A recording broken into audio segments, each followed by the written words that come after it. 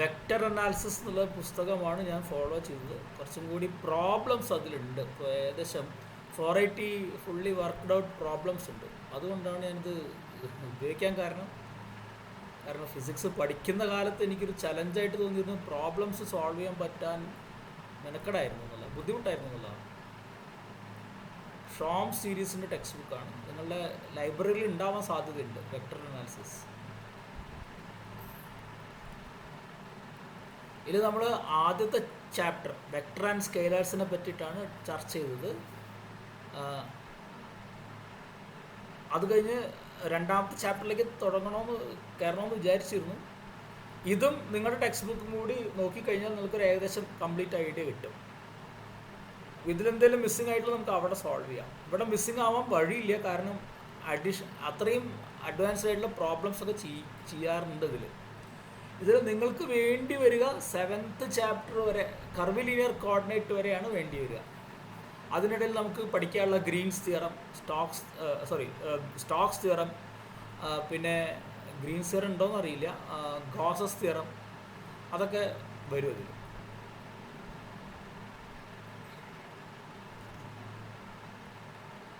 വളരെ ക്വിക്കായിട്ട് പറഞ്ഞു പോവാം. വെക്റ്റർ എന്ന് പറഞ്ഞാൽ vector will have a magnitude and direction. Vector ക്വാണ്ടിറ്റീസിൻ്റെ example displacement, velocity, force, acceleration, electric field. വെക്റ്ററിനെ ഒരു ആരോ ആയിട്ട് റെപ്രസെൻറ്റ് ചെയ്യുക. ഒരു ഒറിജിൻ ഉണ്ടാവും, ഒരു എൻഡിങ്, അല്ലെങ്കിൽ ഒരു ഡയറക്ഷൻ സൂചിപ്പിച്ചിട്ടുണ്ടാവും. സ്റ്റാർട്ടിംഗ് പോയിന്റ്, എൻഡ് പോയിന്റ് ഉണ്ടാവും, അല്ലെങ്കിൽ ഒരു എൻഡ് പോയിന്റ് അല്ല, ഒരു ഹെഡ് ഉണ്ടാവും. മാഗ്നിറ്റ്യൂഡ് ഓഫ് എ വെക്റ്റർ രണ്ട് സൈഡിലും വരച്ചിട്ട് ഇങ്ങനെയാണ് റെപ്രസെൻറ്റ് ചെയ്യുന്നത്. This is how magnitude of a vector is represented. Vector is represented like this. Scalar have magnitude but no direction, mass, length, time, temperature, etc. ഇതൊക്കെ physical ക്വാണ്ടിറ്റീനെ representation ആണ്. Physical ക്വാണ്ടിറ്റീനെ represent ചെയ്യുമ്പോൾ മറക്കരുത്, unit മസ്റ്റാണ്. Especially physics പഠിക്കുന്ന സ്റ്റുഡൻസിന് unit മസ്റ്റായിട്ട് എഴുതണം. Vector ആൾജിബ്രയെ പറ്റിയിട്ടാണ് പിന്നെ പറഞ്ഞത്. 2 vectors are said to be equal when they are traveling in same direction with the same magnitude.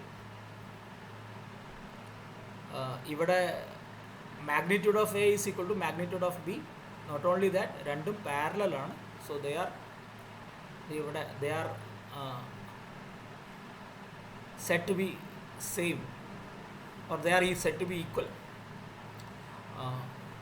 രണ്ട് വെക്ടേഴ്സ് ഓപ്പോസിറ്റ് വെക്ടേഴ്സ് എന്ന് പറയും when they have same magnitude but they travel in opposite direction, 180 degree opposite directionൽ പോകുമ്പോൾ. So one can be expressed as negative of the other. ഇതാണ് രണ്ട് ഈ വെക്ടേഴ്സിനെ പറ്റി പറഞ്ഞത്. പിന്നെ വെക്ടർ അഡീഷനെ പറ്റിയിട്ടാണ് പറഞ്ഞിട്ടുണ്ടായിരുന്നത്. ഇവിടെ സി എന്ന് പറഞ്ഞാൽ is a resultant vector formed by the sum of vector A and vector B.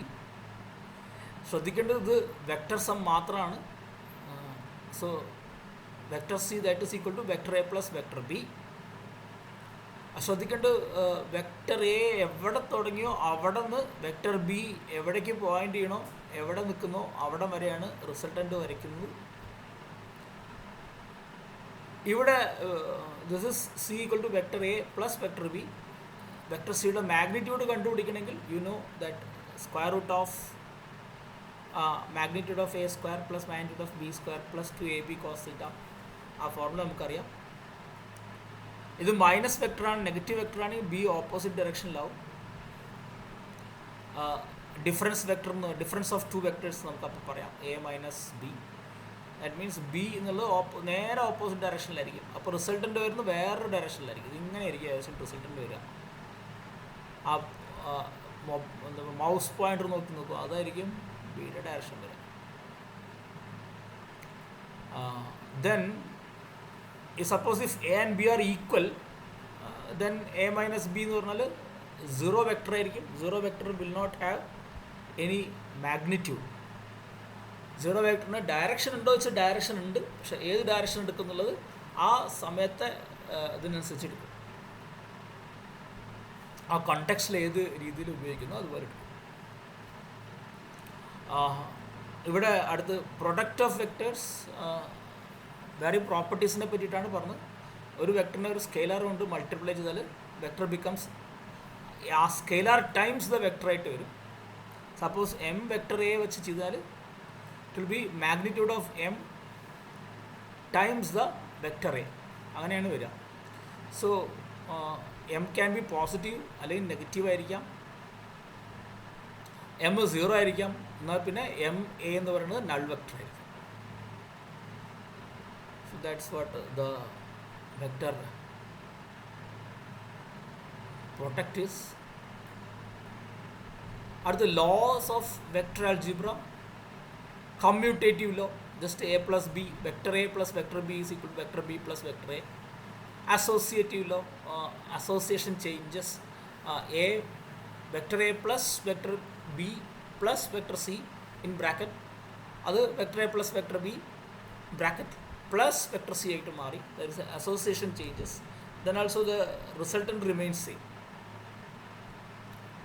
Then m times vector a equal to a times a into vector m, vector a into m, scalar m,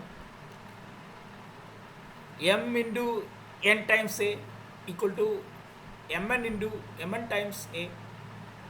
Associative law in multiplication, even if the association of number changes, the resultant remains same. Distributive law, so here we are distributing sum of two numbers multiplied by a vector equal to a vector multiplied by each number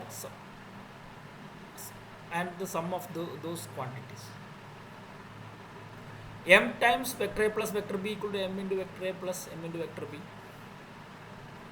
So these are all some laws. These laws we have to use them when and where we need.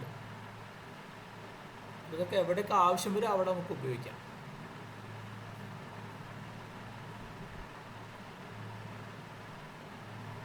Okay, next is the unit vector. Unit vector, a vector with a magnitude unit. Magnitude of the vector is unity. Such a vector is called as unit vector. We can get unit vector by dividing the vector with its magnitude.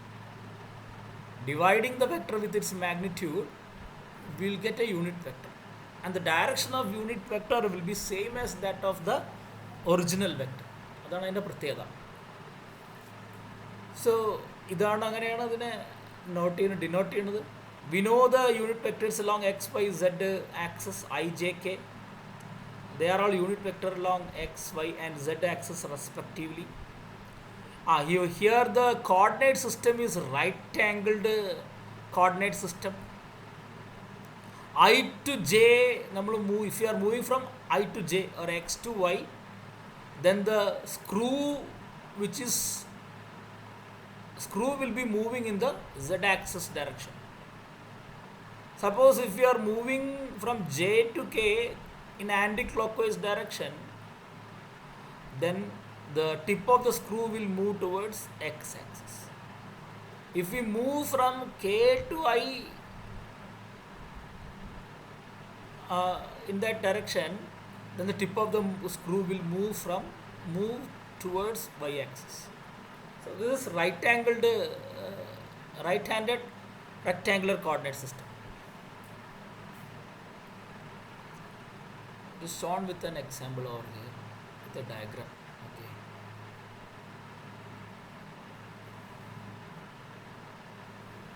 So here you can see that A to B, if we move, the tip of the screw will move towards C. Components of vector. Here you have a point somewhere here, that is, you can name it as P or something. OP is a vector denoted as vector A. To reach the point P, we can move towards x axis by a value A1. After that, you can move along y axis by a value A2. Then you can move along z axis by a value A3. So A1 is in one direction, A2 is in another direction, A3 is in another direction. So we have to multiply with the corresponding unit vectors. Then A1i, vector A1i plus vector A2j plus vector A3k will give the vector OA. That is a resultant vector. അപ്പോൾ resultant vector എന്നുള്ള concept വെച്ചിട്ട് തന്നെ നമുക്കിതിനെ explain ചെയ്യാം. Vector O A is A vector some of A1i plus A2j plus A3k. So they are in different directions. So no simplification is needed. So we have this A equal to A1i plus A2j plus A3k. Now magnitude of A, let us see. Magnitude of vector A, any vector magnitude is equal to square root of magnitude of something along I square, something along x axis, y axis, and square of the term along y axis, square of the term along z axis, and square root, sum into square root. That is how we find out the magnitude of a vector in 3 dimensions.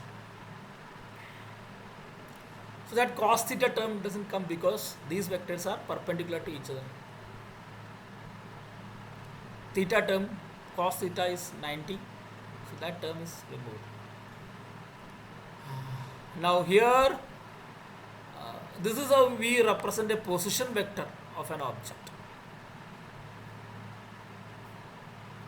Suppose we have a point denoted as x, y, z in a 3-dimensional coordinate system, and we connect that point to origin, so that becomes a vector. If it denotes the position of an object, it is called as position vector, and we need x, y, z coordinates to define the vector. So r equal to xi cap plus yj cap plus zk cap. Xi cap is a vector along is a displacement, or it's a coordinate along x-axis.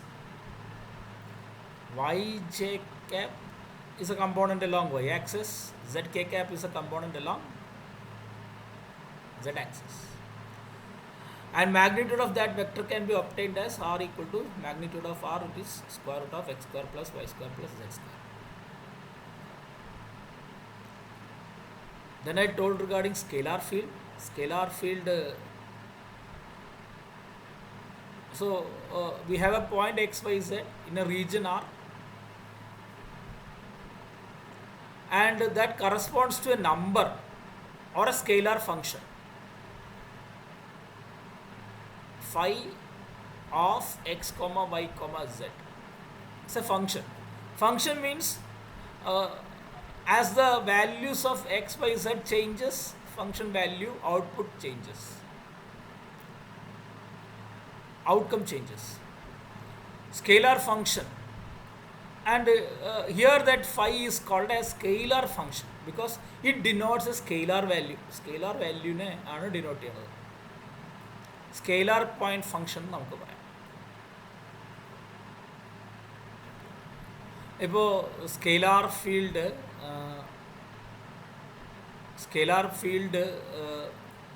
ഒരു ഉദാഹരണം പറയും, potential എനർജിയുടെ field ആണെങ്കിൽ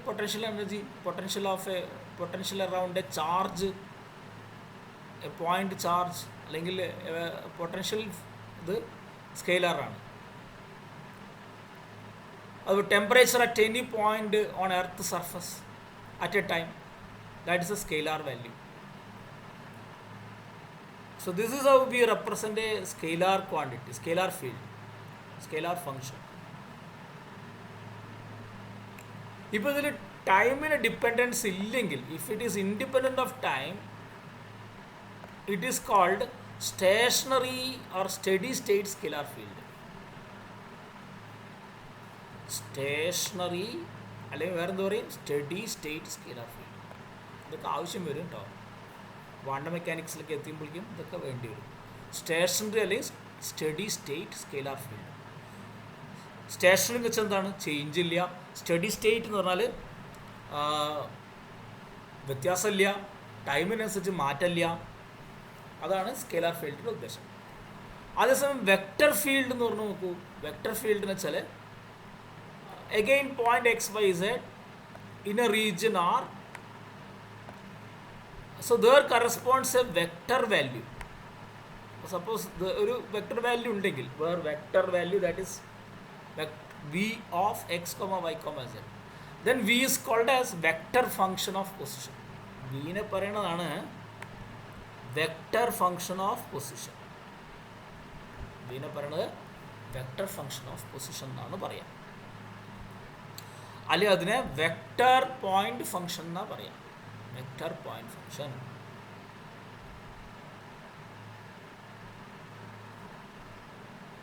അപ്പോൾ vector ആണ്, പക്ഷേ ഇവിടെയും X Y Z മാറുമ്പോൾ വെക്ടറിൻ്റെ വാല്യൂ മാറുന്നു. എക്സിൻ്റെ വാല്യൂ മാറുന്നു, വൈൻ്റെ വാല്യൂ മാറുന്നു, സെഡിൻ്റെ വാല്യൂ മാറുന്നു. അപ്പോൾ suppose displacement of a object in a field, that can be a vector function. Velocity of a velocity at a point in a fluid, അതൊരു vector ആയിട്ട് define ചെയ്യാം. So this is a vector field. ഇവിടെ നോക്കൂ, വെറും X Y square I cap minus 2y z cube J cap plus X square Z K cap. നിങ്ങൾക്ക് just ഏതെങ്കിലും ഒരു value എഴുതാം. ഇതിൽ കാണുന്ന പോലെ തന്നെ എഴുതിക്കൊള്ളണമെന്നില്ല. X square I cap plus Y square J cap plus K cap into 2zx എന്നോ എന്തെങ്കിലുമൊക്കെ എഴുതാം. That's a vector field. അതിലും ഇപ്പോൾ ടൈം ഇല്ലെങ്കിൽ it's called as a stationary or steady state vector field. Stationary എന്ന് പറഞ്ഞാൽ ടൈമിൽ ചേഞ്ച് ഇല്ല, ടൈമിൽ ഡിപ്പെൻഡൻസ് ഇല്ല. അങ്ങനെയാണ് സ്റ്റേഷനറി അല്ലെങ്കിൽ സ്റ്റഡി സ്റ്റേറ്റ് വെക്റ്റർ ഫീൽഡ് എന്ന് പറയാം. ഇത്രയും കാര്യങ്ങൾ ഞാൻ പറഞ്ഞിട്ടുണ്ടായിരുന്നത്. ഇനി നോക്കൂ, ഇതിൽ സോൾവ്ഡ് പ്രോബ്ലംസ് കുറേ ഉണ്ട്. ഇതെന്താ ചെയ്യാൻ പറഞ്ഞു വെച്ചാൽ, വൺസ് യു അറ്റംപ്റ്റ് ദിസ്, ഇപ്പോൾ നിങ്ങൾ 12th എന്തെങ്കിലും മിസ് ചെയ്തിട്ടുണ്ടെങ്കിലോ 11th എന്തെങ്കിലും മിസ് ചെയ്തിട്ടുണ്ടെങ്കിലോ അതൊക്കെ നമുക്കതിൽ ബാക്കപ്പ് ചെയ്യാൻ പറ്റും. An automobile travels 3 miles due north. Third problem നോക്കൂ, 5 miles north east. Represent these displacement graphically and determine the resultant displacement graphically analytically. Graphically നമുക്ക് ചെയ്യേണ്ട കാര്യം വരില്ല, കാരണം നമ്മൾ ഫിസിക്സ് പഠിക്കുന്നത് ഗ്രാഫിക്കലല്ല, അനാലിറ്റിക്കലാണ്. അപ്പോൾ അനാലിറ്റിക്കലി കണ്ടുപിടിച്ചാൽ മതി. അപ്പോൾ നോക്കൂ, ഇവിടെ ഡയറക്ഷൻസൊക്കെ മാർക്ക് ചെയ്തിട്ട് you have to mark the directions as said in the question. Automobile travels 3 mile due north. 3 mile നോർത്തിലേക്ക് വരയ്ക്കുക. പിന്നെ 3 centimeter, let it be 3 centimeter. Then 5 mile north ഈസ്റ്റിൻ്റെ ഡയറക്ഷൻ കാൽക്കുലേറ്റ് ചെയ്യുക. നോർത്ത് ഈസ്റ്റ് എക്സാക്ട്ലി ഈ ഡയറക്ഷനിലാണ്. Then represent the displacement graphically and determine the resultant displacement. Resultant displacement എന്ന് പറഞ്ഞാൽ O to Q. ഇത് കറക്റ്റായിട്ട് നമ്മൾ സ്കെയിൽ ചെയ്ത് വരച്ചിട്ടുണ്ടെങ്കിൽ OQ magnitude will give you the exact magnitude of the resultant. അതൊന്ന് മെഷർ ചെയ്ത് എഴുതാം. അത് കൂടാതെ നമുക്ക് തിയററ്റിക്കലായിട്ട് കാൽക്കുലേറ്റ് ചെയ്യാം. C² = A² + B² - 2AB cos θ. കാരണം ഇവിടെ മൈനസ് എടുക്കാൻ കാരണം നോക്കൂ, ആംഗിൾ ഇങ്ങനെ എടുത്തിരിക്കുന്നത് ഈ ആംഗിളാണ് എടുത്തിരിക്കുന്നത്. അപ്പോൾ അങ്ങനെയാണ്, ആംഗിളിനനുസരിച്ചിട്ടാണ് ഇത് വന്നിട്ടുള്ളത്. കാരണം ഈയൊരു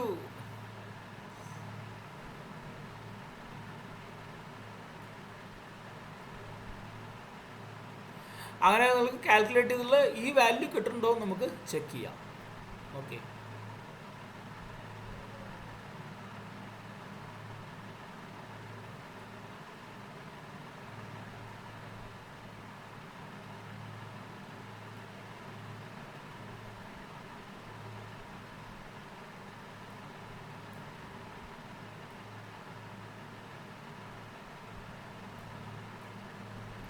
അപ്പോൾ അങ്ങനെ നിങ്ങൾ ഇതിലുള്ള പ്രോബ്ലംസ് ഒന്ന് വർക്കൗട്ട് ചെയ്ത് നോക്കിക്കോളൂ.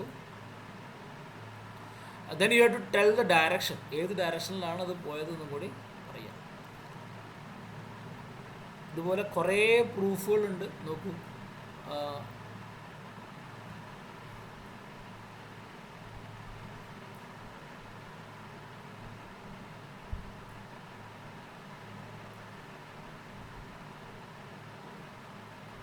വൺസ് യു വർക്കൗട്ട്, ഇതൊക്കെ ജസ്റ്റ് ആ ഫിസിക്സിൻ്റെ കൺസെപ്റ്റ് തറവാക്കി തരും. അപ്പോൾ അതൊക്കെയാണ് ഇതിൽ ഉദ്ദേശം. ഈ ബേസിക് കൺസെപ്റ്റുകൾ തറവായിരിക്കും. കൂടുതൽ മാത്തമെറ്റിക്കലായിട്ടുള്ള ടെക്സ്റ്റ് ബുക്കാണ് ഇത്. എന്നാലും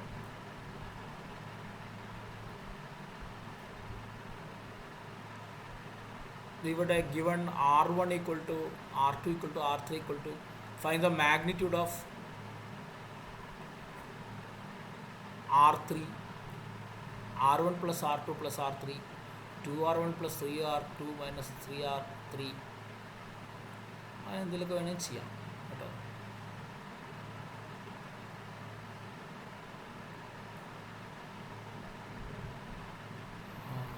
ഇപ്പോൾ R3യുടെ മാഗ്നിറ്റ്യൂഡ് പറഞ്ഞാൽ മൈനസ് R3 ഇവിടെ എഴുതിയിട്ട് -i plus 2j plus 2k. അതിൻ്റെ മാഗ്നിറ്റ്യൂഡ് സ്ക്വയർ റൂട്ട് എടുക്കാം, -1² plus 2² plus 2². ഇതിലേതെങ്കിലും അഡീഷനൊക്കെ ചെയ്തിട്ട് അതുപോലെ ചെയ്യാം.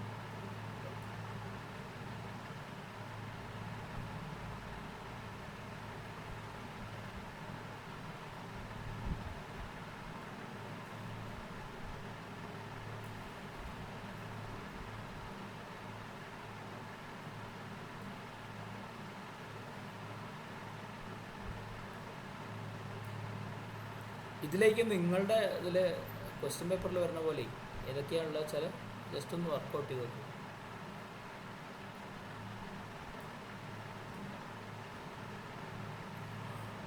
അടുത്തതാണ് products, the dot and cross products.